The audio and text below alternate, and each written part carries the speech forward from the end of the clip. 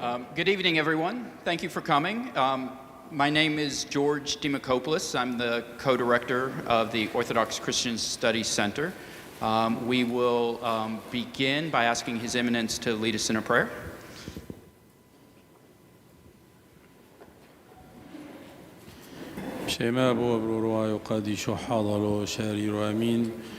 Almighty Lord, we thank you for being always with us, and we ask you to bless all of us that we are gathered here, to give us wisdom and to let us continue our work in your field, and to be always able to spread the good news of the resurrected Lord. We ask you also to keep all of us, and we ask you to spread the peace in the whole world, and especially in our homelands in the Middle East. We ask you this in the name of the resurrected Lord, in the name of the Father, the Son, the Holy Spirit. Amen. Thank you. Thank you, Your Eminence. So one of the great additions to the Orthodox Christian Studies Center this year has been our first ever research fellow, Dr. Donna Rizik-Azdurian, who's been with us for this year. And I asked her, I said, okay, you're here for the year, you got to put together a panel session for us. And so she has come up with this wonderful idea for a panel session about the intersection of Oriental Orthodox Christianity and the academic life. And so Donna is going to run our session this evening, and so I will turn it over to her now. Thank you. Thank you, George.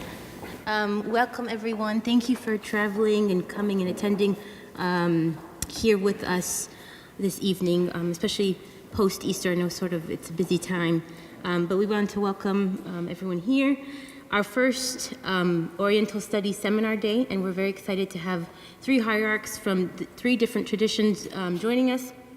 I just wanted to briefly introduce the vision of the Orthodox Christian Center and my experience here and how it links to the vision with our seminar tonight.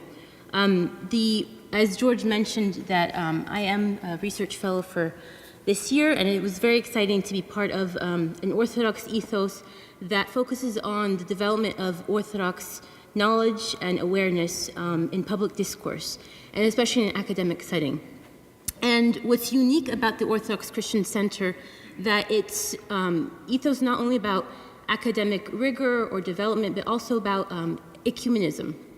And myself being sort of a witness to that, coming from the Coptic and Armenian traditions, it's very exciting to be part of such a wonderful group and faculty and students. So I welcome you here again, and I encourage you again to visit the Orthodox Christian Center page and follow Public Orthodoxy, and which has been growing extensively, which has, I think, several thousand followers, and sort of to be part of the discussion as you are here today.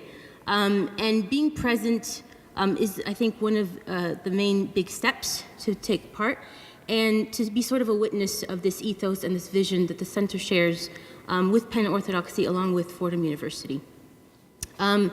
So we are, as you saw, the flyer, we are speaking about the Church for Academia, bringing scholarship with academic life.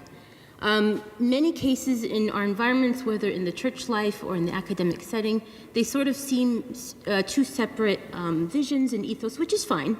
But at the same time, over time, in my opinion and what I've observed, these sort of entities have become sort of separate and growing separately as time has come. And I wanted to sort of, as George was mentioning, we came up with this idea of bridging the gap between the church and the academia. And I think it's important for the benefit of both, while both have their respective visions and their missions and ethos, but at the same time, one and both in each can benefit from the other. And so we're here tonight with three hierarchs, respective of their traditions, who are also academic in their training, and they're theologically also visionary, to sort of lay out for us what is the future of academia in this perspective, as well as the church initiative with theological training and theological students and seminarians.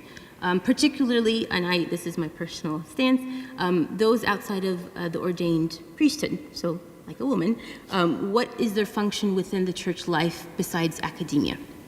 And so these are some of the ideas that we came up with tonight. So sort of while the speakers will be presenting, we'll have a panel discussion afterwards for about 20 minutes. If you can keep your questions to the end for the sake of time, and sort of be cooking up some good questions that we could have a good discussion for this evening. And so to no further ado, I will introduce our first speaker, who actually has traveled all the way from France. So we thank you for your travels. Bishop Vahan Hovhanessian, who is from the Armenian Orthodox Church. He currently is a primate of the Diocese of the Armenian Church in France. So the initial flyer actually said Archbishop, so I unknowingly elevated his grace. But anyways, so, we do what we can here. He's a graduate from St. Nurse's Seminary and St. Vladimir's Orthodox Seminary. He pursued a doctorate in biblical studies at Fordham University right here at our campus. He's served in the New York, New Jersey area, London as primate. That's when I met your grace for the first time, I think 6 years ago or so. And now he serves as primate in France. So please welcome with me Bishop Vahan Hovhanessian.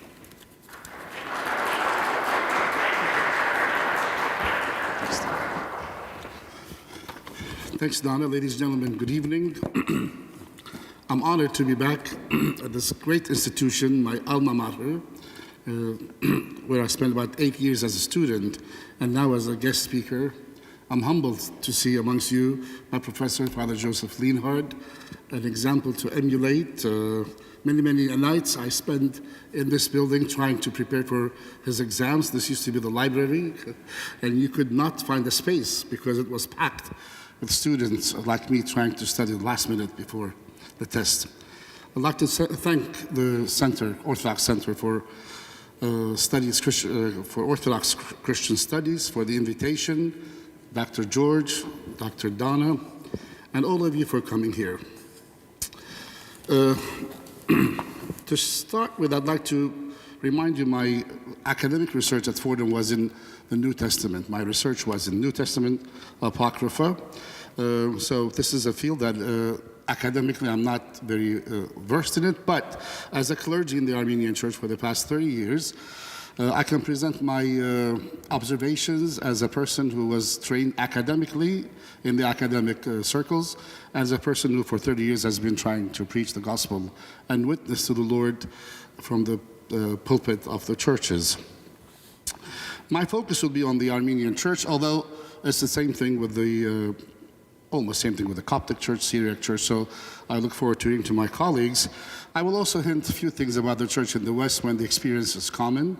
I'll start with a historical review of theology in the church versus academia, and conclude with 4 suggestions. 4 of them I think are very difficult, but I will suggest, and let's see what happens.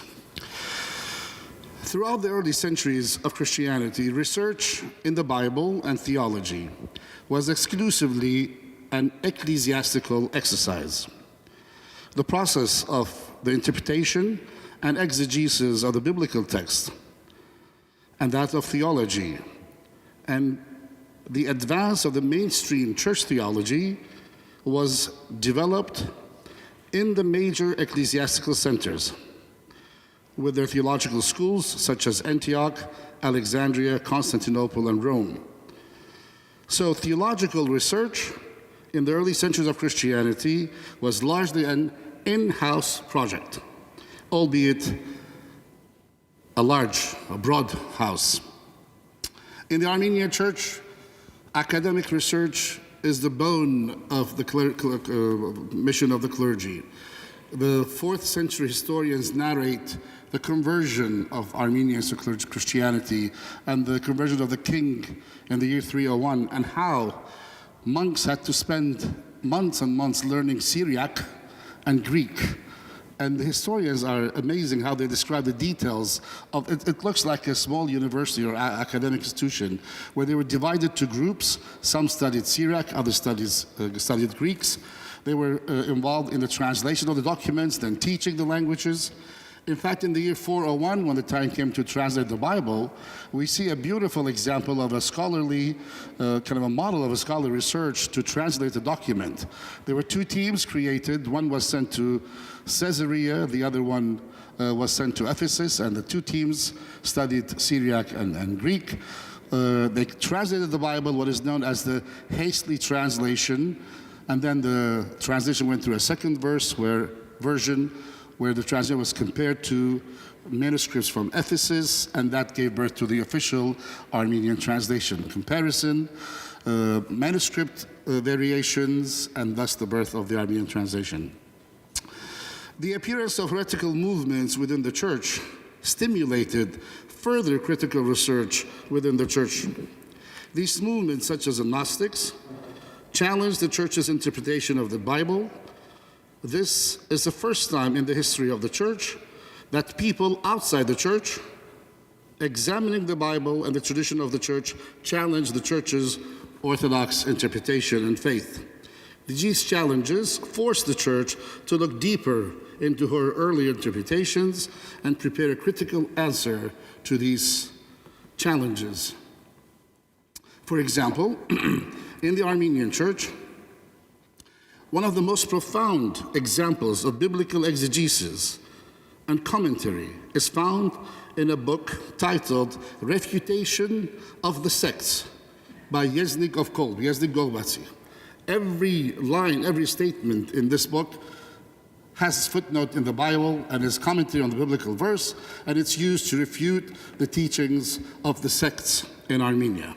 A beautiful example of responding to the heretics as a motivation to dig deeper into the biblical text and theology. However, this phenomenon, one must state immediately, gradually started to disappear as Christianity became more and more comfortable in the lands where it spread. In the year 301, it became the religion of the Kingdom of Armenia, and in the year 380 AD, it became the religion of the empire. As you know, with the Edict of Thessalonica, Emperor Theodosius I made Christianity the only exclusive religion of the empire, although the tolerance was earlier, time of Emperor Constantine. The more Christianity became the official religion of the empire, the less these challenges were tolerated, and I believe the less the church had to dig deeper to prepare answers to these challenges. As you know, and I remember from my course of Paladin, in fact, the canon of the New Testament kind of was a reaction to Marcion. If there was no Marcion creating his own list of the Bible, the church may not have been forced to develop its own canon of the Bible. There you go, another example of the church reacting to the heretics to develop its own theology. Then I go to the second stage, I go old assumptions. And here I believe where the actual divorce begins within the church and academia. And to make it brief, it's basically the concept of the rule of faith. While heretics and external factors positively affected the process of the church theology, internal factors, I believe, began to have opposite effects, impeding the progress of ecclesiastical pursuit of theology and imposing limitations on this process. Already, the concept of the rule of faith, meaning a standard for adherence to the faith of the universal church and the apostolic teaching, had been introduced. As a historical standard for adherence to orthodoxy of the church, the rule of faith originally was an earlier and shorter version of the Apostolic Creed, but then it continues other documents, the Nicene Creed, statements by St. Athanasius, and depending which denomination, it goes all the way to the Westminster Constitution. The challenge to the church theology started when the rule of faith on parish level, on the preaching level, replaced the need for the study of the Bible. That is to say, the rule of faith became the standard definition of Christianity in many churches, especially in the West. Therefore, these churches focused on promoting and teaching the components of the rule of faith and its tradition, while reading and interpreting the Bible gradually became secondary. In some churches, it was even forbidden for the laity to read the Bible. The focus on the rule of faith made sense in those days for many practical reasons. The biblical text was not available in every household. In fact, up until its publication, the Armenian Bible version of the Bible was available only in manuscript forms, only in monasteries, churches, cathedrals, and royal palaces. Illiteracy, which dominated the majority of the agricultural society of the time in the first millennia, made it difficult for the average Armenian to read, translate, understand, or question the biblical text. In order to be able to conduct a serious theological research, memorizing creedal statements and prayers was sufficient to demonstrate the faith of the person, for which the church did not feel compelled to pursue further research in the text of the Bible and theology on the parish level. Very simple. In fact, the church paintings and icons were used to educate the illiterate because they couldn't read. So you'll see beautiful icons describing different events in the Bible because people could not read. So they'll see the pictures and the icons and they remember these stories. Obviously, on that level of society, it's difficult to demand and expect serious academic research of the text of the Bible. This, by the way, was the same in the church in the West as well. As late as the Baltimore Catechism of the 1853, which is the expansion of the Robert Bellarmine Small Catechism of the 1614, we read the following question: must we ourselves seek in the scriptures and traditions for what we are to believe? And the answer says, we ourselves need not seek in the scriptures and traditions for what we are to believe. God has appointed the church to be our guide to salvation, and we must accept its teaching as our infallible rule of faith within the church. And it continues. A clear demonstration of the fact that on the parish level, on the level of catechism and converting people to the gospel, the church felt relaxed in the field of theological research. All it needed is few icons, few rules to teach the laity to make them qualified to become Christians. The situation discussed above led to the creation of certain principles and dogmas that were considered beyond examination in the church. Thus, a key difference that can be detected already between today's critical research of theology and that of the church is the assumption and acceptance by the church of certain theological principles as part of the rule of faith and earlier church traditions to be beyond investigation and research.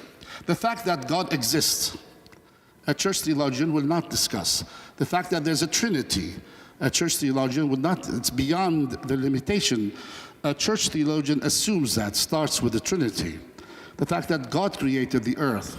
So already we have a clear separation between a secular scholar, an atheist scholar who would question all these limitations, and let's say an Orthodox and Armenian scholar who says, we believe in God, God exists, we believe in Holy Trinity, let's go beyond that.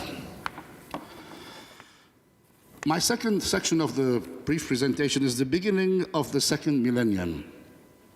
And this is a sad page of the history of the Oriental Orthodox churches. It's a page filled with executions, genocides, torture, and destruction of churches. The domination of the church in the East and in Armenia by Islam for centuries, starting as early as the 8th century, with its consequences, which included the prohibition of evangelism and of public practice of Christianity, had its consequences on critical theology in the church. As early as the 9th century, the Armenian church found herself in a situation where she is not allowed to convert non-Christians to Christianity No programs of catechism and evangelism were allowed to be published and distributed. The church was controlled by the state, which controlled every aspect of the church administration. This reduced the Armenian church basically to an ethnic society where Armenian families participated to worship using their ancestral liturgy and baptize their children. Needless to say, in such a state of preaching to the choir, no urgent need was felt for the church to pursue serious research of the biblical text or theology.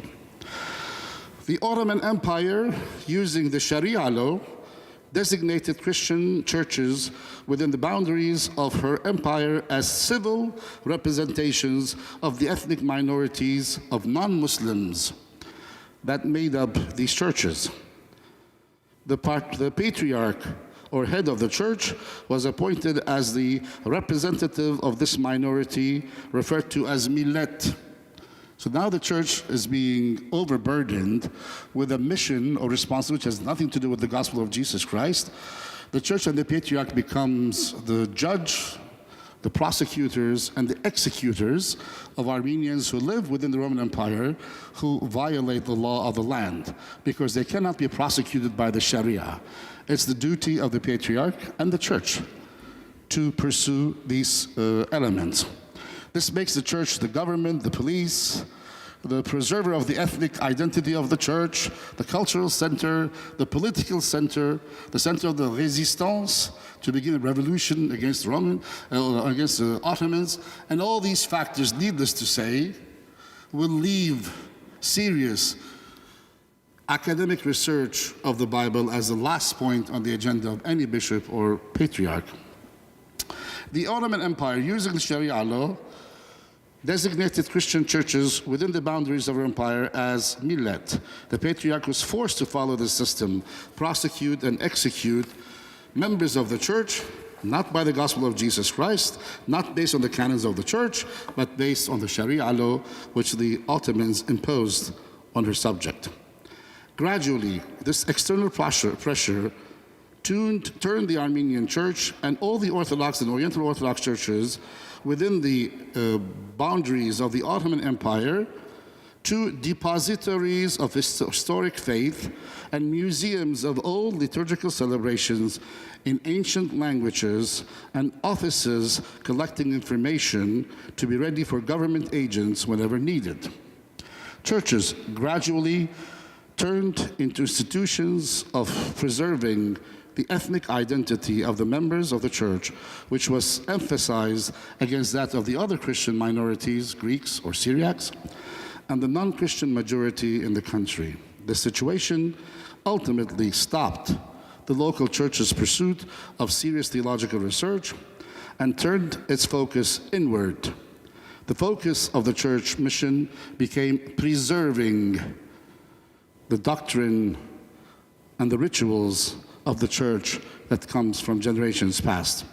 Obviously, pursuit of serious theological research would have been the last item on the list. In the West, the situation was different a bit. While Islam challenged the eastern boundaries of Europe, the main pressure remained internal. The church in the West, unlike the East, was very influential in political affairs. Throughout the Middle Ages, clergy in many cases held real political power. The church was sovereign over a number of territories in Italy known as the Papal States, which had their own armies. The Pope also exercised an important power called the papal deposing power, which was the authority even to remove kings from their throne.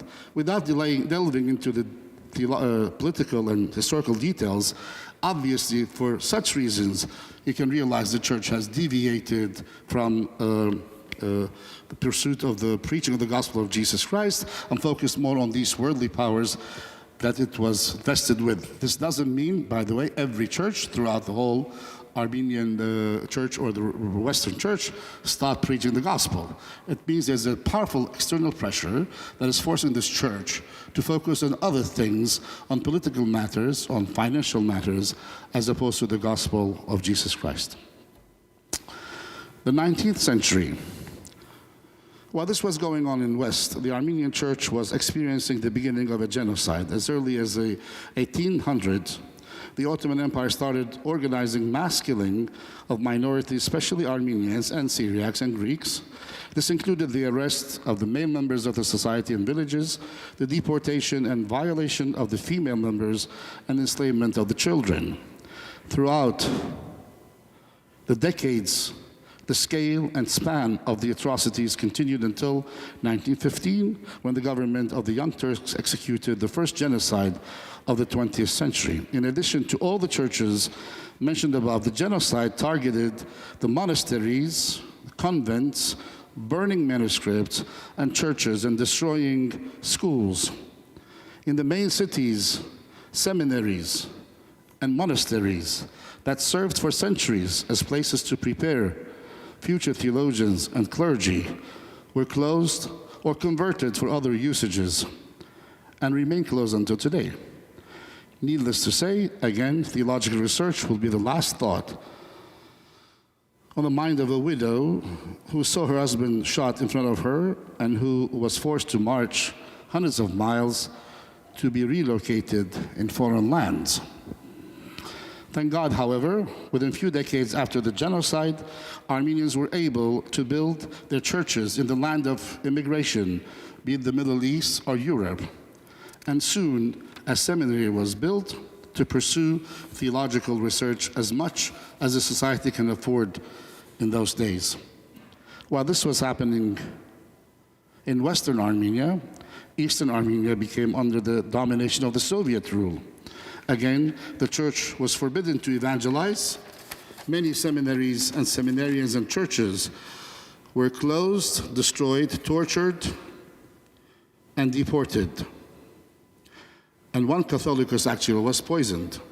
Once again, we come face to face with a church that has been reduced to the ashes, to a shell that is not able to pursue the basics of her mission, let alone to pursue serious theological research. The European Enlightenment, a fundamental shift in the theological research, was introduced with the European Enlightenment. After centuries of building and defining the European identity and culture, the Church and Christianity, with their old assumptions, were challenged and became targets of investigations, not necessarily by believers, but even by those who wanted to challenge these assumptions because they did not believe in them. Theological research was no longer reserved for ecclesiastics, rather it became a popular target to investigate by lay academics to dissect and deconstruct anew. This can be explained based on certain historical facts. As a result of the above, or of the side effects of the Enlightenment, the phenomenon of secular theologian emerged, and in greater numbers. While one can argue that a similar situation might have happened in the 2nd and 3rd century of Christianity, but this was the first time to produce an entire generation of scholars and theologians whose primary intellectual pursuit involved consciously deconstructing the apostolic faith. Obviously, these kind of thinkers would not seek professional occupation in the church, as their objective was to dismantle the church's foundation. As the academy in the West became the dominant center of intellectual life, a small minority of theologians in the Orthodox and Oriental Orthodox tradition, including Armenians, in an effort to aid their church, ironically, left the church and monasteries, and themselves shifted increasingly from the churches to the academia. Within several decades, therefore, a clear division was created between academic theologians who did not believe in the foundations of the church theology, and those clergy who actually wanted to keep the assumptions of the church faith. The dominant worldview in the wider academic community became increasingly hostile to the historic faith. In fact, soon Orthodox or Armenian or Christian theologians found themselves responding to an agenda set by secular liberal theologians. At this stage, the focus of Armenian and Orthodox academic theologians was to use academia to justify the historic faith. The mission of the Armenian Church and theologians, therefore, in the 20th century became defensive and has largely remained so to this day. If I have a few more minutes, let me jump to conclusions. I have a few more pages, but I know I'm running late. So what can we do? There are clear differences and separations between academic theology and the church. The church theology assumes certain things. We don't want to go beyond that God exists, that God created, that the Holy Trinitarian theology, secular or academic circles go beyond that. They want to dissect all that. Church theology limits its audience to believers or those who are interested in the church theology. Secular theologians assume the whole world is interested in reading their thick volumes about something. And they are very expensive books, by the way, that people sell. Another thing is the fact that academia really sees itself as scholarship, where they dig, they see under every rock they want to think something, while theologians think themselves as synthesizers. They try to take these facts and create something that people can understand and can follow.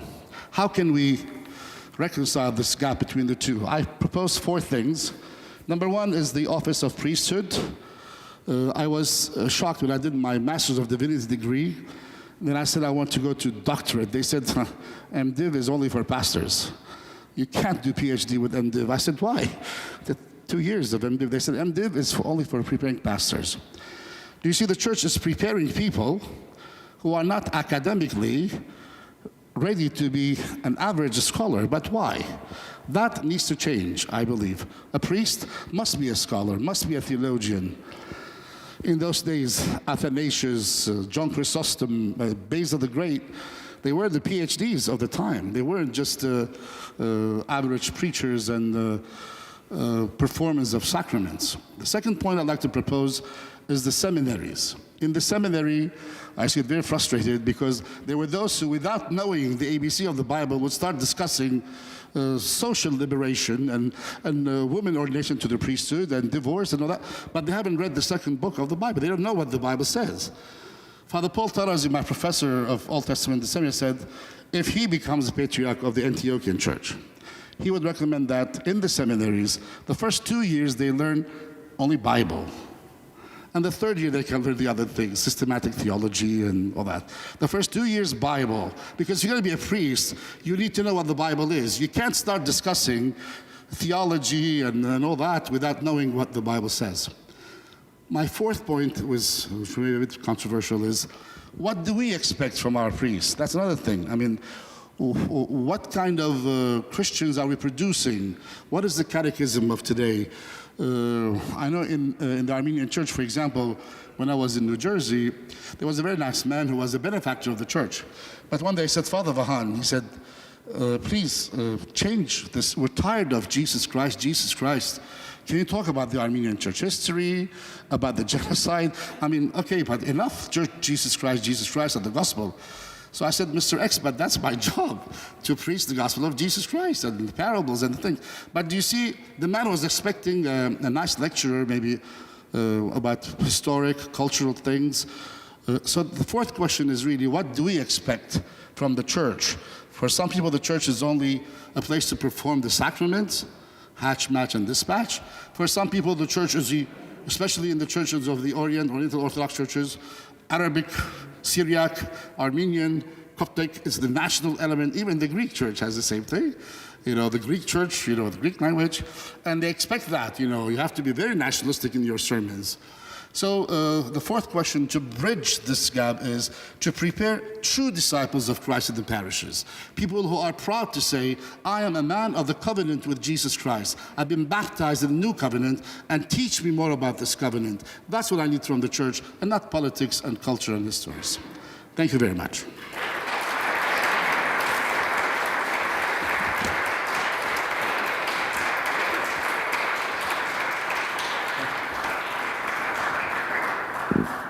Thank you, Sir Pazan, for that very enriching lecture and sort of walking us through the Armenian history in light of academia and theological training and the stance of the church today.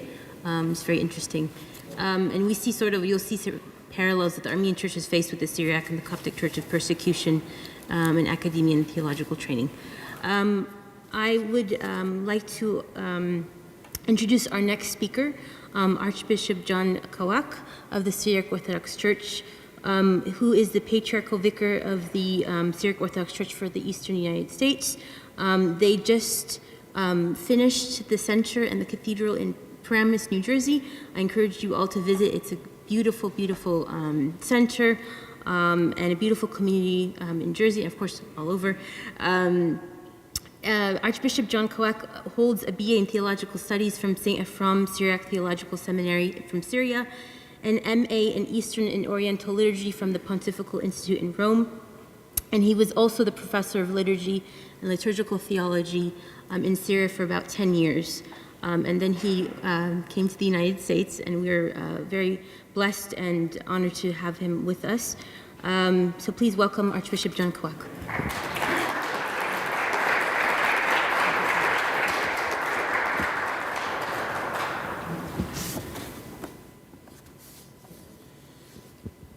Good evening, everyone. I'd like to thank everyone here at the Orthodox Christian Studies Center at Fordham University for inviting me to speak on the subject, the Church for Academia, meeting scholarship with Ecclesiastical Living on Oriental Orthodox Studies seminar today. Thank you very much. Life lessons are often learned in classrooms. However, ask yourself this question: is the classroom the only place where learning occurs? If your answer is no, then you just might be on the right track. Hands-on experience is the most tangible way learning happens, and it happens every day while you are doing something as simple as breathing. In class, you may learn about something that piques your interest. However, it is not only true real until experience comes into the picture. The church is the guiding hand that walks you through that reality, the experience. The Syriac Orthodox Church is based on Christian principles that date back to the time when Jesus walked on earth. It is through a myriad of emotions filled with light and darkness that we have learned. It is through the Christian principle that we have learned to survive and persevere. This is how the word, the learning, and the hands-on experience come together for us. We hurt and we heal, we come together as one. As a leader of the Syriac Orthodox Church, I serve our God, but also our people in the name of God. Studying theology to me meant that I would become closer to God, but is that what God would just want from me? I asked myself. Clearly, the lessons are to be shared with my brothers and sisters in Christ. I'm here to guide them and bring them with me to live in the glory of our Lord. I may have learned much in the classroom, but it is when I am applying what I have learned to real-life experiences, to speaking to a mother whose child has passed away, or to a newly married couple, that I am living what I have learned.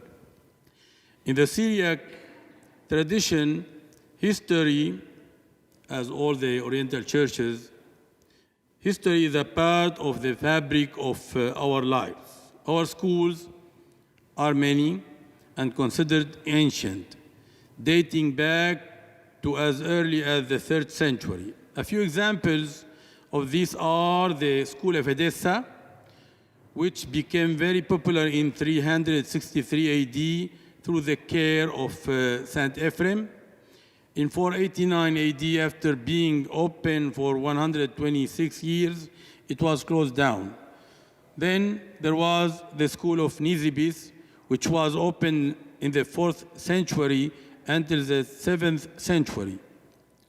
The most famous student and teacher there was Saint Jacob of Nisibis, Narsai, and Babai the Great also taught there. Our third widely known school is the school of Qunashrin, which means the eagle's nest. It stood on the right of the bank of the Euphrates. It was established around 530. This was the greatest school of theology and science at the time until the beginning of the 9th century and continued to stand until the 13th century. Dating back to the early modern period, Patriarch Jacob II, 1847-1871, visited Istanbul for business with the Sultan and was told by the Armenian Patriarch that each nation or millah needed schools. Seeing as how this was a matter of great importance, immediately after, modern schools began to be established next to the churches in the second half of the 1800s.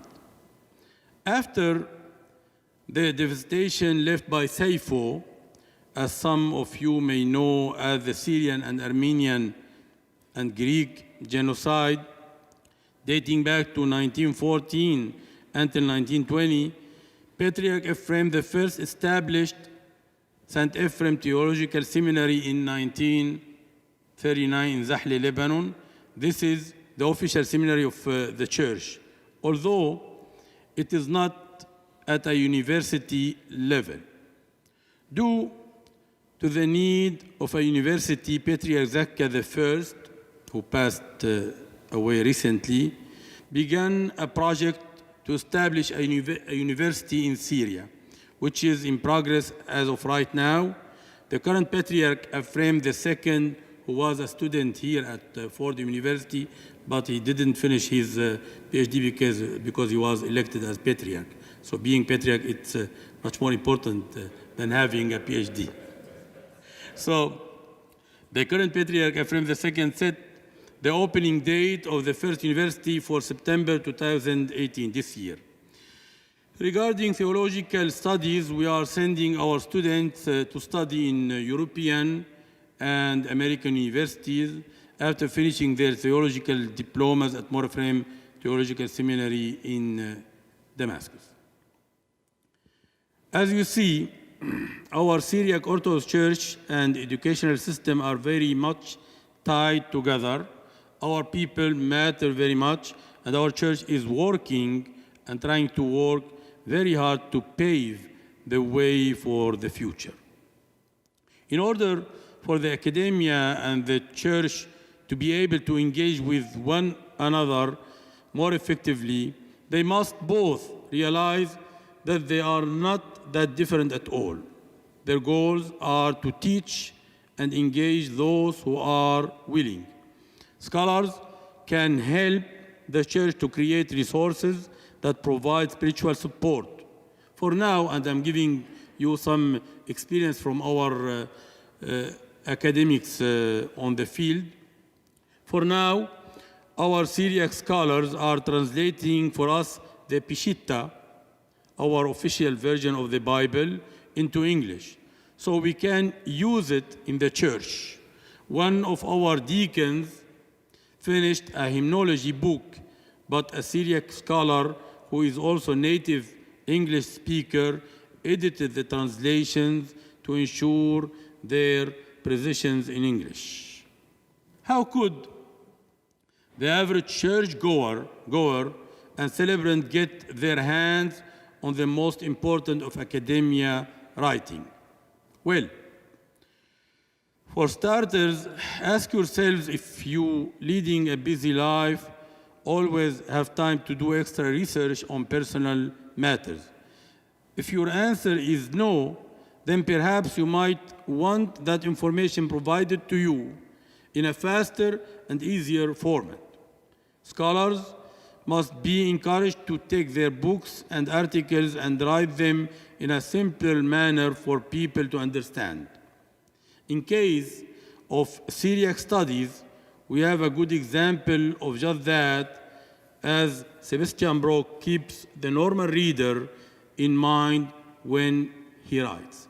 He is the foremost academic in the field of Syriac studies today. Seeing as how this works, the Church must be open to using and adapting this text while working hand in hand with scholars. Due to the current war or situation in Syria, the Church is now torn and does not have a policy or vision in place for leading those members of academia. However, the Church should give the time to be a part of this discussion in the future.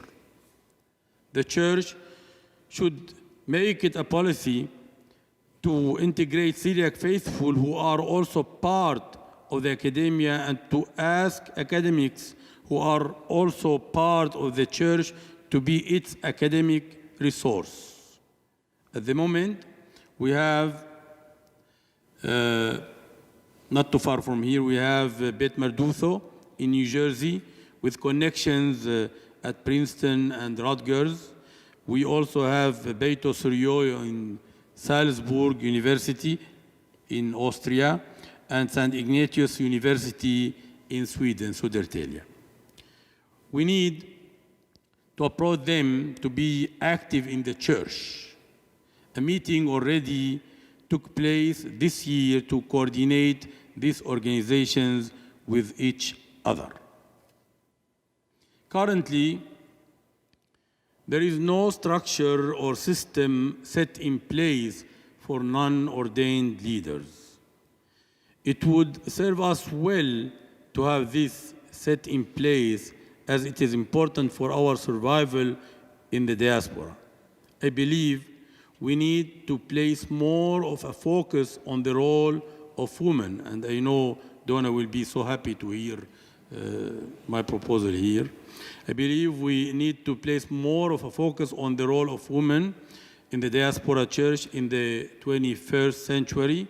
Non-ordained academics can help with theological dialogues.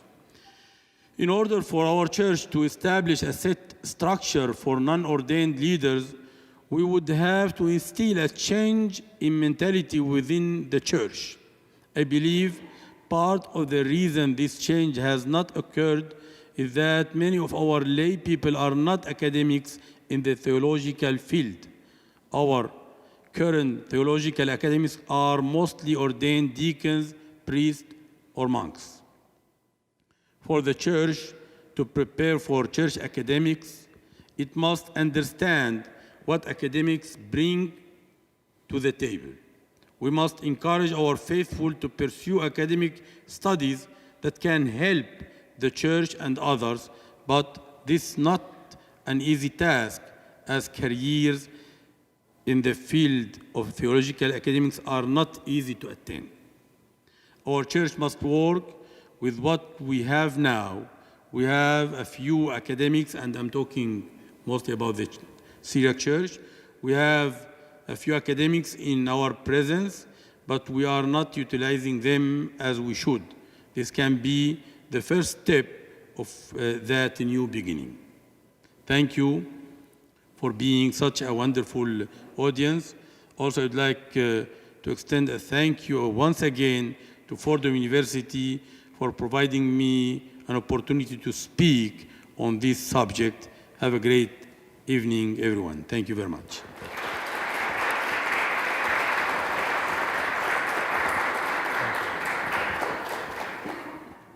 Thank you, Sayyidina, for that very enlightening talk, and for also highlighting all the different theological schools here in the West. I wasn't aware of actually half of them. So thank you for sharing that and mentioning the role of women. That's always good to hear.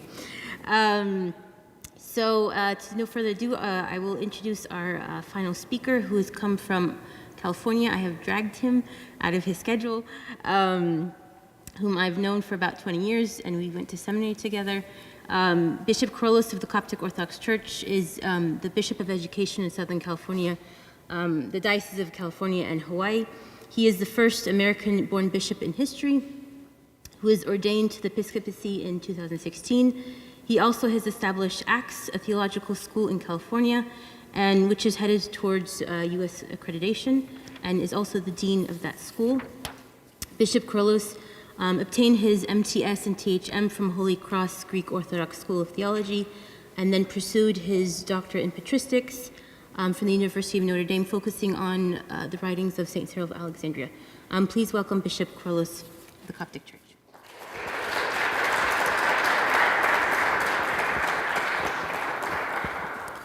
Thank you, Donna. Thank you very much for your patience. And I must first extend an apology for my tardiness. Many years ago, I asked, why are the bishops always late? And within a few months, I think I learned why. I left the Abbey at 3 in the morning, and I was trying to reschedule with Donna, but because of their eminences, I did what was possible to make it on time. So I'd like also to extend my thanks with those before me to Fordham University and for Donna and others who have organized this unique and valuable seminar for Oriental Orthodox Studies. Directed on the subject of scholarship and ecclesiastical living, it's truly a special blessing for me to be here. And when I started this theological pursuit many years ago, I would have never expected to be speaking today on such an important subject for Oriental Orthodox bishop theologians. So it's worth much time for me to be with you this evening. I feel privileged also to hear, and I wish I had heard more from my fathers on this subject that has been near and dear to my heart for many years. Before addressing the modern challenges, I think it is useful to provide a bit of historical background to the theological studies of the Orthodox Church, known as the Coptic Orthodox Church or the Ancient School of Alexandria, which is known as the Harvard or Oxford, today's Oxford, for theological teaching in the ancient world, not only for the Church of Alexandria, but also for students and hierarchs from all over the East and West who traveled, especially to Alexandria for this purpose, including Basil of Caesarea and others. The great Alexandrian fathers were and remain emblems of teaching and theological exposition, from Origen, the first biblical exegete and scholar, Clement of Alexandria, Didymus the Blind, Athanasius the Great, Theophilus, Cyril I. But after the time of Cyril I and his departure in 444, the famous school no longer seems to be referenced or even existing, perhaps because by that time it was him who had become the center for theological teaching by the 5th century. The school is almost non-existent in the 7th century with the Arab conquest, and very little theological study is found until the 11th century, when first theological and apologetic writings started to emerge in Arabic by Ibn al-Asal, Pope Gabriel II, Ibn Sabah, and Ibn Qabr. Darkness returned again from the 15th century for several centuries until the light of theological teaching dawns with the establishment of theological seminary in 1893 with Archdeacon Habib Girgis. At this point, I could delineate at least 3 tracks. The first one is a group of passionate Copts who pursued doctoral studies abroad in esteemed institutions such as Princeton, Oxford, Thessaloniki, and Germany under the direction and encouragement of the late Pope Kyrillos VI. Some of these returned to spearhead a patristic center in Egypt and translated patristic texts into Arabic and educated leaders in the Coptic Orthodox Church. A second group was centered in the wilderness of Shahid and established their own unofficial school, which combined asceticism with scholarly devotion, not without challenge or criticism. A third continued with the theological seminary in Cairo under the leadership of His Holiness Pope Shenouda III of blessed memory, who was the first bishop of education and later was the 117th successor who established dozens of seminaries in Egypt, Australia, Austria, England, America, Canada, France, Germany, and elsewhere. Today, there are over 100 Copts, globally men and women, lay and ordained, who have and are pursuing higher education in theological studies. Many are teaching in higher institutions in America, Canada, Australia, Germany, England, and France, and centers for Orthodox study, particularly on Coptic studies and Coptic theology, can be found in the institutions of Melbourne, Sydney, and Los Angeles, of which I have the honor of serving in St. Athanasius and St. Cyril Theological School. In dealing with the subject of today, the Church for Academia, I think it is fair to say that in the golden era of the Church, before any divisions that resulted from Chalcedon or the Great Schism, there was a real division between theology and there was no real division between theology and academia per se as we understand today. Instead, there was a tension within the person to follow a more academic approach to one's relationship with God, as Origen directed in his letter to Gregory, who advised him to adopt parts of the Greek philosophy which were fitting and proper as his preparatory studies for Christianity. In similar ways, the Cappadocians studied in Athens and other schools various subjects and languages before undertaking any systematic exploration of theology. Yet there were few institutions that could be related to today's theological schools that generated scholars with doctoral degrees. Today, even scholars debate whether there was the School of Alexandria as an institution, as we understand something like this prestigious university. Yet they do agree that there were spiritual masters, such as Pentinus, Origen, Didymus, who were not only deans, but actually, for the most part, the School of Alexandria during their lifetime. The modern tension we face has much to do with the scholastic movement in Europe from about 1100 to 1700. This is precisely when the school left the monasteries in East and West and moved towards the European universities.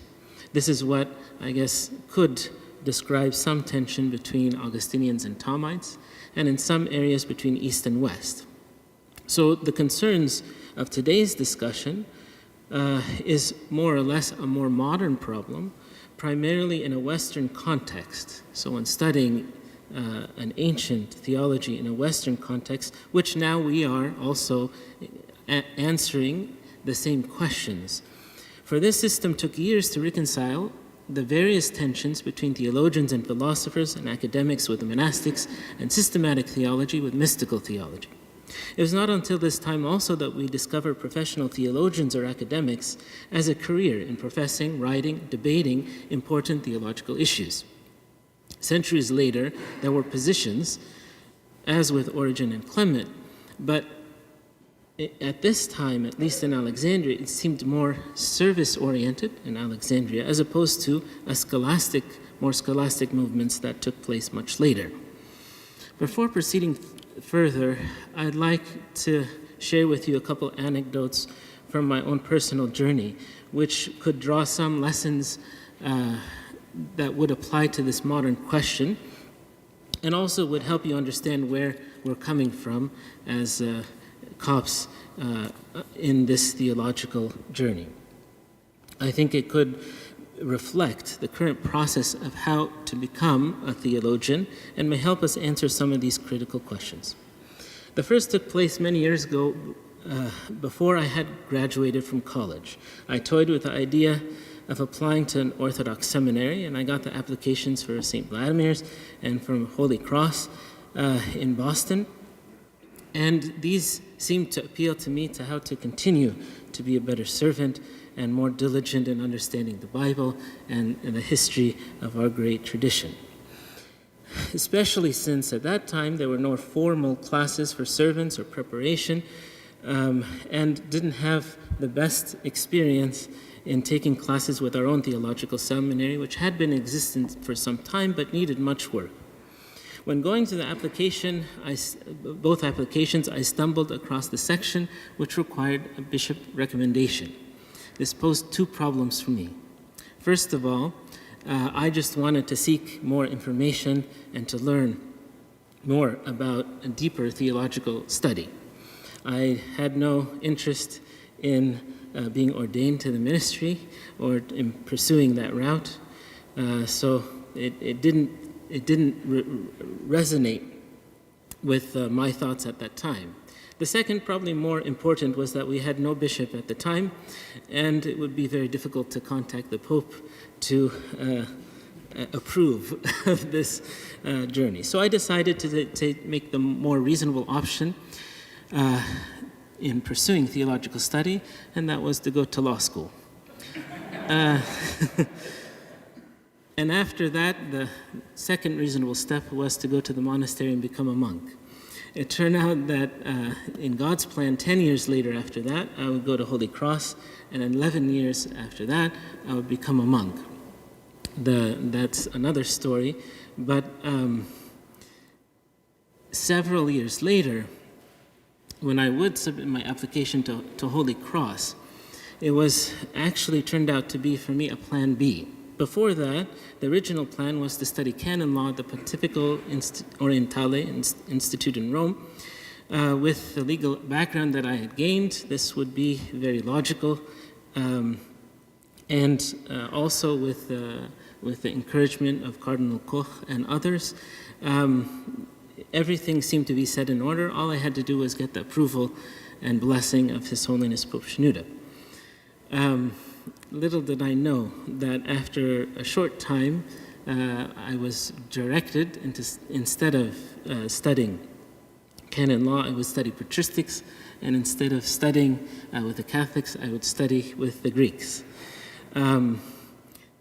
I, at this time, became very well aware that the journey was much broader and much bigger than I had thought. While Copts have had hundreds of canons over the years, like many Christians, canon law does not function in the most ideal way in the Coptic Church. And I was told that it would be not the best use of my time and energy, and with the wisdom of His Holiness, the Church needed to discover its patristic heritage, especially for its youth abroad and in the congregation here in the English language. Instead of being upset, I was somewhat relieved and excited at this notion. And within weeks, I was directed by His Eminence Metropolitan Serapion and Father George Dragas of Holy Cross, and I was quickly enrolled in the school, and Donna soon followed. I mention this only to draw attention to a few lessons, which I learned from these experiences. The first is the need for official, established lines of communication between academia and the Church. While I was making my decision to study, the first time around, there was no established line of communication between academia and the Church, except for His Holiness and my bishop. It was tremendously helpful for me to have direction and responsibility taken by His Holiness.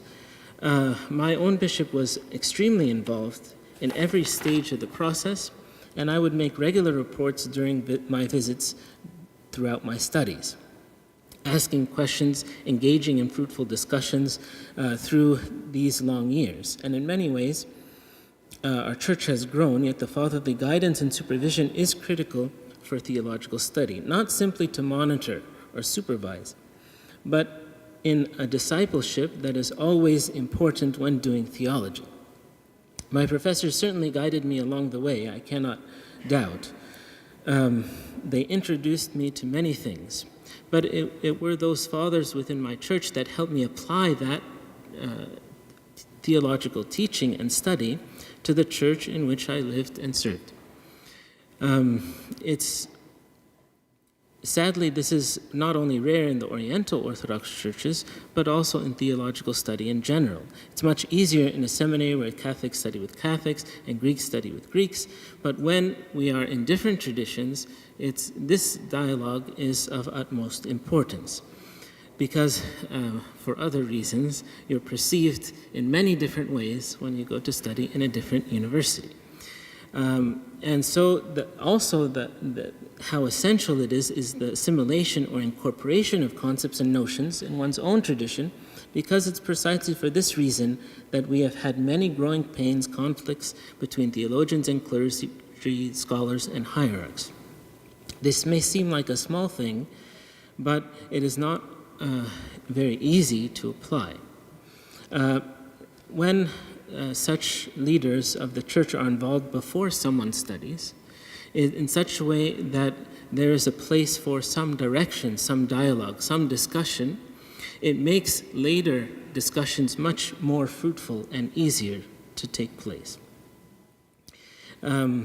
Had I not went to take the blessing of His Holiness, I would have been studying in a completely different field, doing completely different work, which I found my passion and my desire in a completely different field. Now, I don't know if everyone will have that experience, but it is common, just as a college student at a university will change their major a few times. I think also in theological study, we often do find our way in other fields where initially was not our plan. Because simply we don't just need approval or sanction, but involvement, responsibility, and pastoral care. And there's a great difference between the two. The first asks to sign a writ or mandate of acceptance, but the second asks for prayers, guidance, blessing, which is an invaluable relationship for the duration of one's academic career and spiritual life. Everyone has the right and opportunity to seek a career in academia, but simply because one is Coptic, Syriac, Greek, or Armenian does not necessarily qualify them to be the reference for their own church on that subject or issue within the church's perspective. And that is an assumption many times given by those who go and study whatever they wish. It is those who are involved in the very beginning with the church in this dialogue that have very fruitful and very productive and efficient outcomes. And I know it may be sensitive for some of you. I'm only just reflecting on my own experience. And as academics, you are very well aware that there are several sides to the same issue that require prayer, reflection, talent, and grace for the church to legitimate or sponsor any notion or theologian. It's a process which requires thought and attention.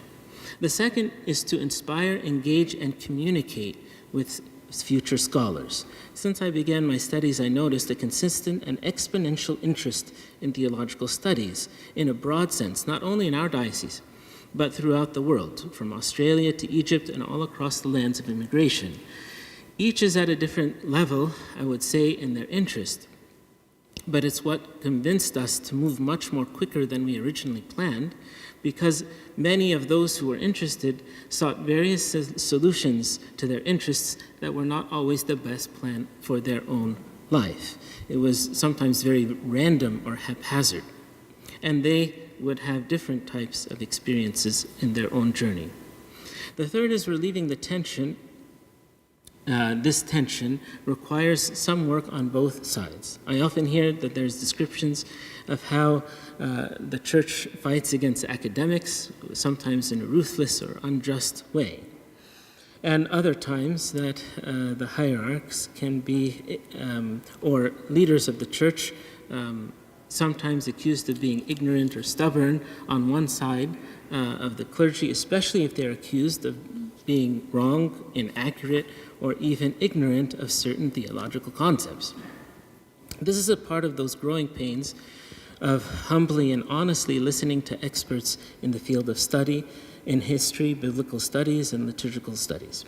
At the same time, however, students and professors of theology need to be acutely aware of when and how they present certain issues or findings to those leaders of the church, especially as children of the church, with discernment and an understanding the history of this issue in the broader concept of the church, which is a difficult thing to know and to be aware of.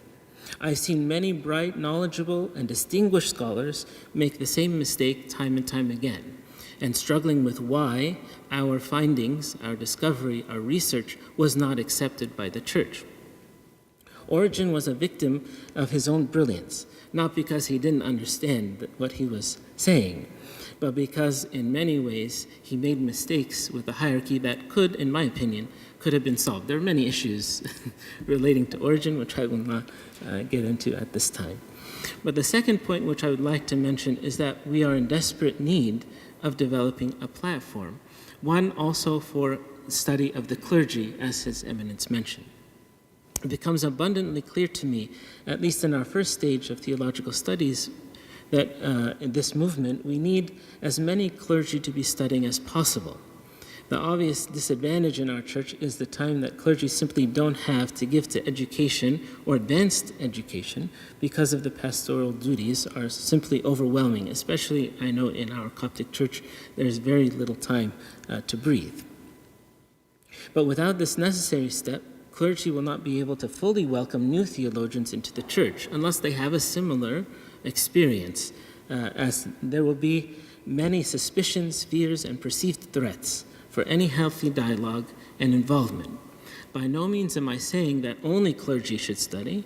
It has become abundantly clear that their involvement will always, in some sense, be minimal or less than those theologians. Catholics have benefited by many orders who have theology at the center of their formation, whether Jesuits or Dominicans, and it seems backward that the main way to have more non-ordained leaders, including women involved in theological roles, is to have more ordained clergy leaders as well who are pursuing the same, so that they can have similar and healthy dialogue. The third, in dealing with theological institutions, as Habib Girgis noted in 1912, the theological school required, quote, careful consideration more than any other, since upon it lays the future religious education among individuals of community. In our opinion, the relationship of this school to the community can be compared to the relationship of the heart to the body. For as the duty of the heart is to pump blood to the organs of the body, accordingly, from this spring, the spirit of teaching, guidance, and transmission of good news of salvation among people will spread among people. The community has no greater need than to take care and be concerned for the good of this school, upon which stands the future of the church, its advancement and development. This is in order for her to fulfill her holy vocation, which is to produce capable men who are able, and women, I should add, who are able to acquire honorable clerical vocations and work out the raising of signposts of faith, as well as strengthening the position and dignity of the clergy, leading the flock to spread righteousness and virtue, and to walk with them in the path of eternal life. Unquote.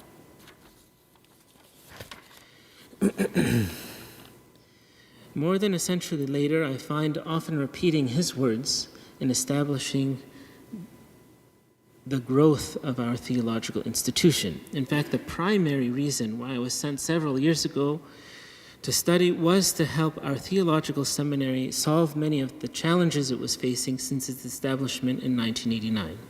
We are grateful to the many institutions like this one, which encourages, sponsors, and supports students of Orthodox faith to study their history and theology in a fruitful academic environment. Such places are few and hard to find.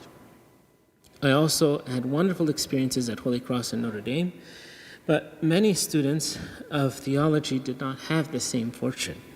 That's why we spend many hours, as I said, counseling and directing whoever I can for those students who are in the early stages of their spiritual formation. This brings me to a next point, which involves the challenges to persevere, uniqueness and identity. A few years ago, when we were first establishing our school, and re-establishing our school, I had a very wonderful conversation with Father John Baer at St. Vladimir's, who was the dean at the time, to explore ways of mutual cooperation and collaboration. So he asked me very simply, if we were to do a program for COPS here, a house of studies, how many courses would you need? So my initial thought was we'd need one or two. We'd need probably liturgical studies because our liturgy is very different, and we'd probably need something in modern history because it's very unique to COPS. Within the same conversation, I said, well, we might also benefit from an early history course as well, because it's not always emphasized Alexandria within the broader context of the church. And after some more thought, I said, well, also dogmatics and the history of Chalcedon and the later development of Oriental Christians. And then by the end of the conversation, it became more clear to me that we needed an entire program or one that would be very equivalent, even when it comes to biblical studies. I mean, how many times are Coptic theologians, Armenian theologians, Syriac theologians quoted or cited or referred to in any school, in any place that's outside of the Orient? You just won't find it, and they're not only won't discover it, there won't even many times be a thought or reflection, because most of them are not in modern languages, unfortunately, or referred to in the textbooks. Each of our relatively new theological institutions decided to partner with existing institutions in the very beginning, including Melbourne College of Divinity, Sydney College of Divinity, the University of Toronto, and for our theological school, Claremont School of Theology and Claremont Graduate University. The primary benefits of an academic environment, ecumenical dialogue, and ties and extensive libraries, among others, came also with a cost, and that is to maintain its identity, its financial security, and the number or quality of courses that we could provide within a track or a concentration within a larger program. And although I've fought on many occasions to preserve the uniqueness of what we have as Oriental Christians, and I believe there's a longer and more difficult approach, has more potential to be productive and to provide a more stable model in the future. We also face challenges of administration and systematization. I've been often jealous of the administrative structures in Western schools. I don't think I have to tell you that structure is not a forte in the Orthodox churches in general or in theological institutions in particular. We tend to be a little bit more organic, at least to begin with, and in general are not always the best administrators, at least from what I found in Egypt and Greece and Russia and other places. But I do have to admit the Armenians are exceptional in this, and they take a lead, at least from what I have experienced. At the same time, we Orthodox are very quick learners, especially when we have been raised in hostile environments, which oppresses education. We know how to adapt, to persevere, and to organize flexibly. For such environments naturally resist over-systematizations. At the same time, in an environment such as this one, systems and procedures are essential for the lifeblood of any successful organization. And in my relatively short experience, I found that organic systems are extremely influential in establishing the earliest phases, missionary projects, pastoral care, but directives to clergy or Sunday school servants and organizational charge are just not the way to go. It doesn't work. Instead, we need more mentoring and disciplining of our youth. With that said, I've also found that establishing positions for theologians is much easier and effective within a school setting with all of the appropriate strategic planning, organizational charts, etc., than it is within a diocese setting. So in our diocese, as Donna mentioned, I have two responsibilities, not only the dean of the school, but also the head of the Department of Christian Education. And I've intentionally delayed in pursuing the latter so that the first one may be clear, because to establish an academic institution needs a very different structure than the Department of Christian Education. At least in our diocese, working in a separate theological institution provides the necessary latitude and freedom for academics and administrators to get a functioning system in place. Once you enter into a church setting, it becomes much more complicated to operate effectively. There is a difference between grassroots movement and a trickle-down approach. For success in this venture of theological schools, we need both to be interested and involved at all levels. these two have to be coordinated as best as possible, because if the school proceeds at a faster pace than the interests of the congregation, there will be a serious challenges, whether it be financial, getting enough students to enroll, or the support of its clergy.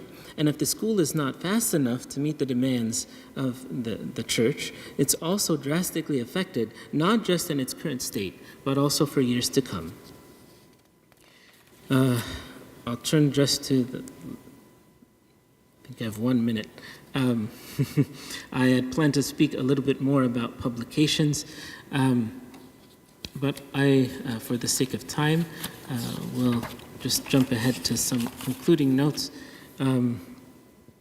That in order to provide the theological teaching as a long-term process to understand the future of our youth, we have to begin very young. And so I know in other churches are experienced with this, but we have been experimenting over the years into deepening not only the Sunday school, but also summer activities and events for elementary, junior high, and high school, so that we have a plan to encourage and to direct its brightest students into deeper theological study.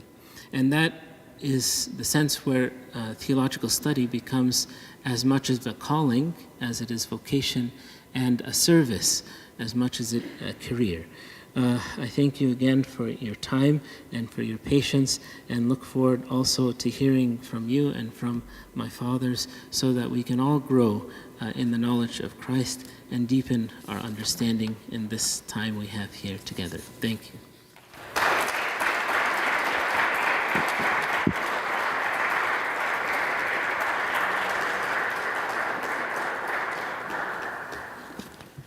So thank you, Sayyidina, for that enlightening talk. I'm going to ask, we have about 10, 15 minutes I'm going to ask the three speakers if you could join me here at the table, and we're going to have a brief panel discussion. So we're going to have the mic available. So if you have any questions to ask any of the speakers, you're welcome to now. I will begin, and it could be directed to any of the hierarchs or to all three of them. Just for the sake of time, just shorten the question as much as you can, sort of, for tonight. I'll begin the discussion. My first question, and this is addressed to any of the three hierarchs. We spoke a lot about the church history and the sort of the context of each tradition, and what the church experienced in light of persecution, theological training, and academia. I ask if you, in our current state, how would the church, in your own respective traditions, integrate theologically trained lay people in the life of the church, outside of sort of career, particularly for the lay, outside of priesthood as well? And what are sort of the methods we could take today?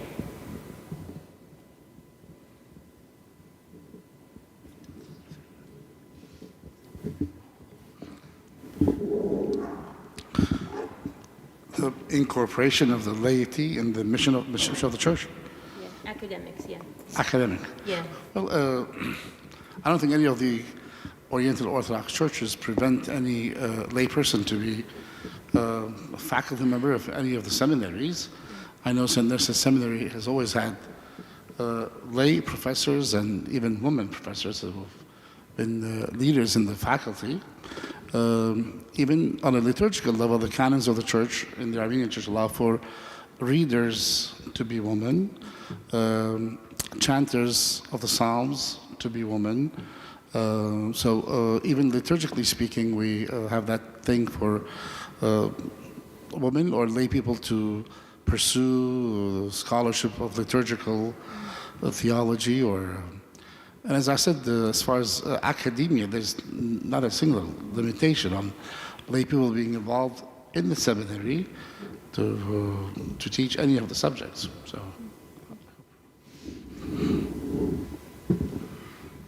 if you allow me, we have few examples, especially in Europe, but this is due to our integration with other institution, not because of us, because, as I mentioned during my presentation today, it's not easy to find a career when you are immersed in this field of theological study. But as Surpazam mentioned, we have in the liturgical functions, we have certain role for lay people. We have many deacons, and they are lay, not full deacons, as readers. And also, I know you like to hear it from me, also women, they are part of the choirs and certain activities. And in Syria and in the Middle East, we used to have, not today, because today, and I really would like to ask you to pray for Syria, because we don't know if today or tomorrow they will try to target it and send missiles. I hope not. But before the war, we used to have courses for lay people during summertime. And we used to have Dr. Maurice Tadros, and we have a nice collaboration with the Coptic Church to teach our lay people how to be integrated into the catechism of the church. Of course, we don't pay them, they are volunteers, but they are somehow trying to study theology and do their duty as volunteers in teaching our kids and youth. Thank you. The only thing that I would add to that, whether it be the Sunday school or mentoring, also publications and translations, which we are in need of continually, because there's very few resources in the Coptic Church, especially at a high academic level. Also, we are exploring the idea of having more direct advisors to the Holy Synod of bishops on theological matters. I say exploring because I don't know if we will be successful in the first time around, but we're working on it because there are areas, if we can be successful in this, I think the whole church would benefit, but we really haven't had anything like it historically as far as I'm aware.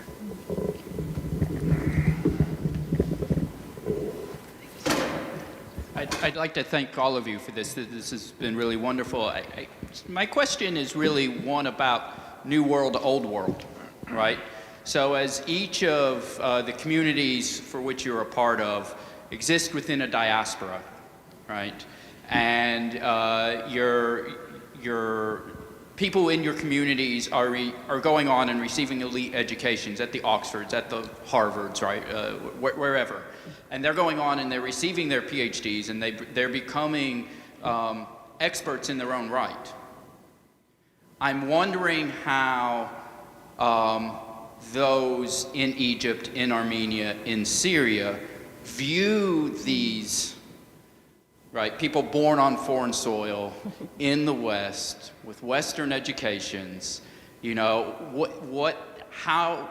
What is that engagement there? How are they being viewed at home, so to speak? Are your communities taking as much advantage of them and using them as profitably as you think they should be? Or perhaps there's a little bit of a disconnect there?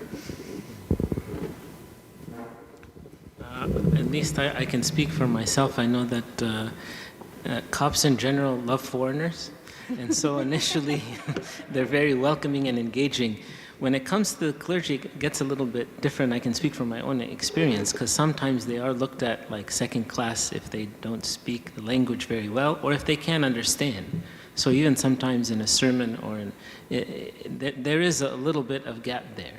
I think I had the benefit of both in the Synod. Someone was just asking me today. So in terms of communicating, we have sometimes a language barrier, but I think it's going to take some time to work on it. And if we continue to be productive, I think, and to serve the church, then that speaks volumes. I mean, we can overcome the cultural, the linguistic barriers given some time, but it is a challenge. I think that friction exists when it comes to diaspora scholars majoring in the Armenian culture or the language or history, or when they come back. So they're looked upon as, unless you're born there and raised there and you know.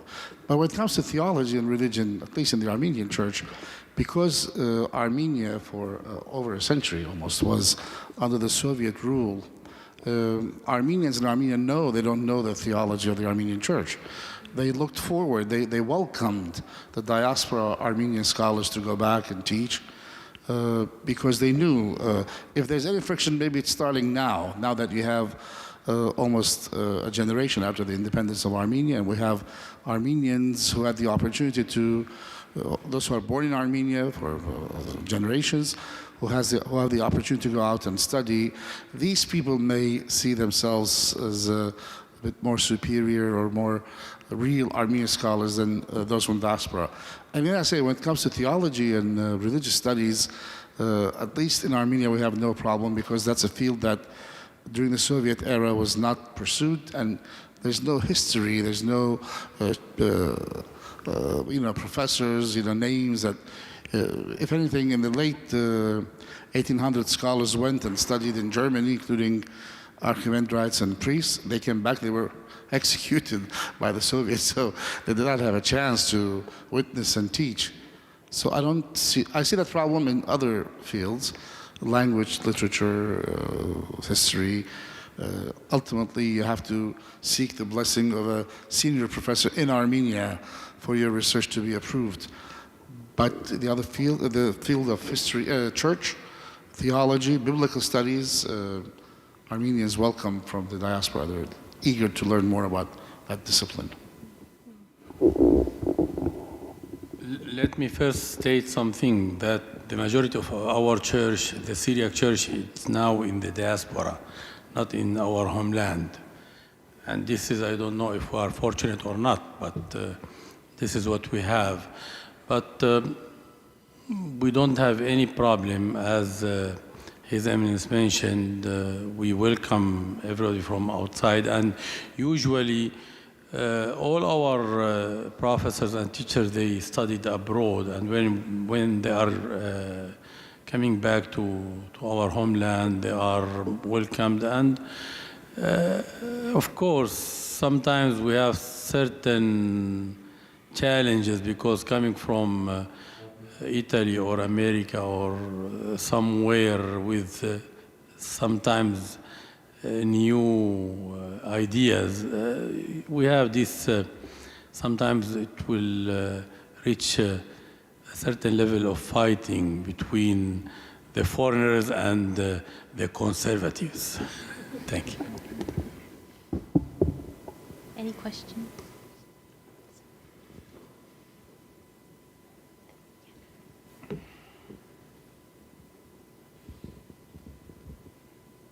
So on the one hand, it's very clear that the academic study of theology is not required for every single person, but to some extent, there's at least among yourselves, there's an understanding that maybe it can be helpful, it can be useful, it can be beautiful in some way. So then where do you think kind of this divide comes from? Because it seems like so many, whether it's a sermon or a lecture or whatever it is, anytime that church education, so to speak, is brought up, it inevitably turns into, it feels like it inevitably turns into that we're not Christians because we've learned, but simply like maybe some sort of belief. Or so I guess maybe could you comment on that kind of divide? You all spoke about like the historical examples of these great academic centers, whether in Armenia or in Syria or in Egypt. But where do you think that divide actually kind of comes from, and maybe what's reinforcing it, or is it just simply some sort of fear, kind of like you mentioned?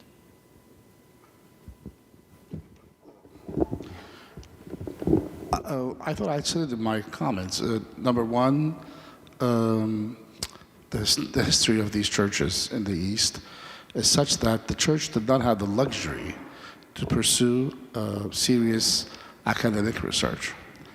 When the Fatimids are killing the Copts and destroying their churches, and the Arabs and the Mongols are burning the Armenian manuscripts, the patriarch or the abbot of the monastery cannot say, let's do Bible study and study why Paul is using the imperfect here and not the simple past.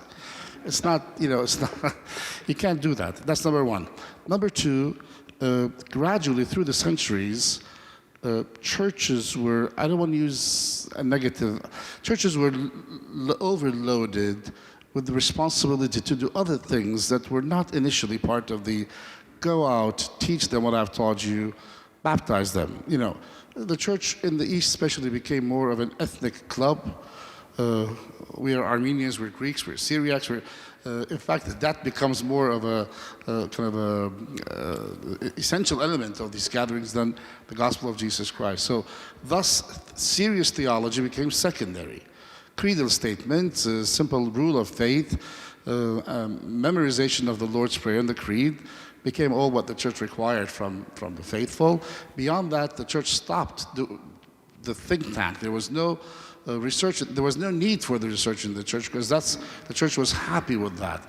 And of course, this creates a schism with kind of the modern post Enlightenment Europe scholarship, where they, as I said, try to open every rock and see underneath it, and the church was not capable, was not interested at that stage.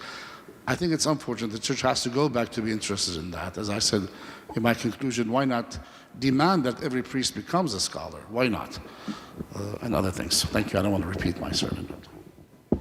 My speech, not sermon. Yeah, I think to add to His Eminence that there is a necessary time and place for that theological endeavor. And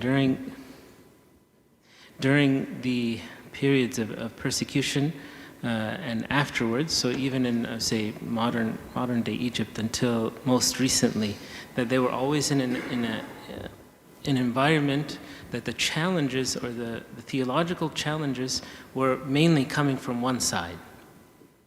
So historically, when you have the heresies emerging in the 3rd century, 4th century, 5th century, it compelled the church to reflect and to undertake a very serious examination of its Christology, of its Trinitarian theology, of the liturgy. And it was only, I would say, in the modern time, because our church relatively in 1969, 1960s, you start to see the Copts immigrating outside of Egypt. And then we are immersed in a very different culture with many questions. So it pushed us to make a very quick assessment of and to answer several theological. And that's why I think it was so important for us to undertake. That's when you started to see this need to study more and abroad. So I think, and now we have no choice. We have no choice in the matter. We are compelled to do this. Anselm said, to have a faith-seeking understanding. So the belief is essential, but on top of it, the understanding, the comprehension of what we believe, it's necessary and it's fundamental, and it comes later. And I think in our churches we're at a different stage when that understanding is sought, depending on its own history. We have time for one more question, and then they'll hopefully take questions on a personal level. One more question?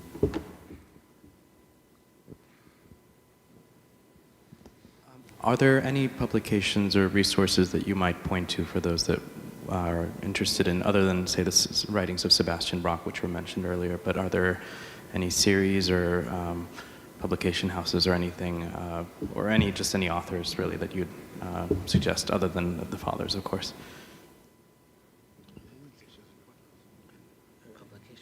Modern writers.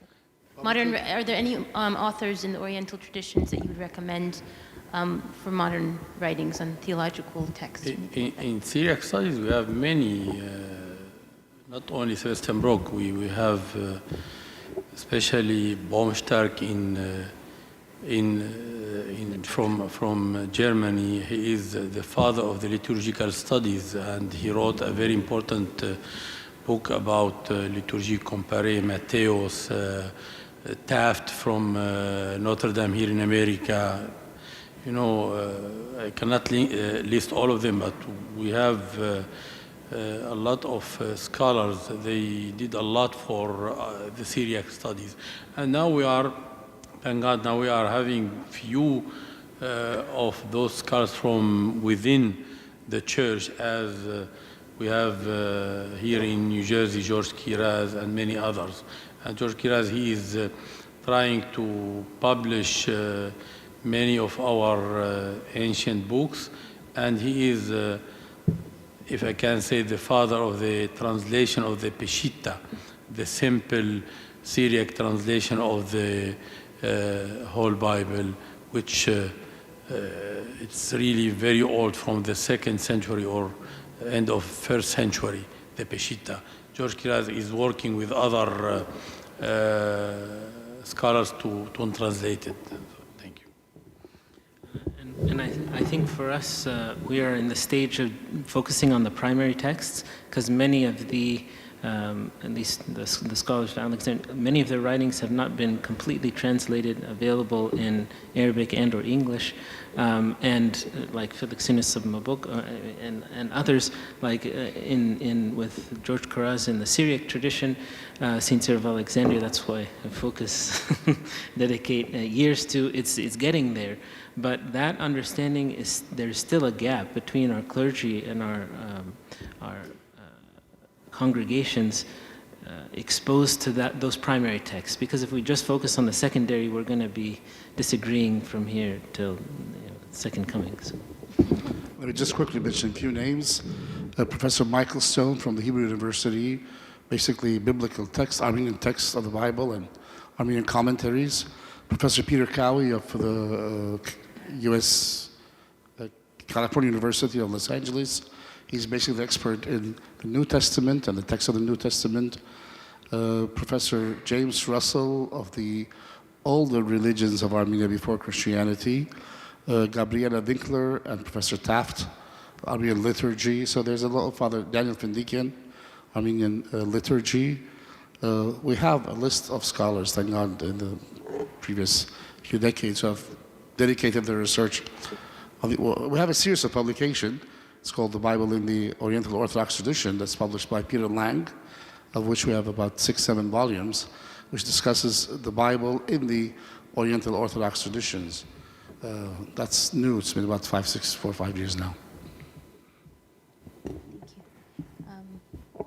I just wanted to say thank you again to Fordham University and the Orthodox Christian Studies Center, and your graces, your eminence, for coming out of country, out of town, and out of state for this special evening. And I thank you all for coming on a weekday evening and attending here at the Bronx. Again, I encourage you to follow the Orthodox Christian Center on Twitter and on Facebook, and sign up your email for further events like this on their newsletter on the website. Again, if there's any further questions, hopefully His Eminence and His Graces will be around for a short time, and we'll be here to discuss further events. And anything you wanted to add? Okay. Everyone, thank you for attending. Do you want to say?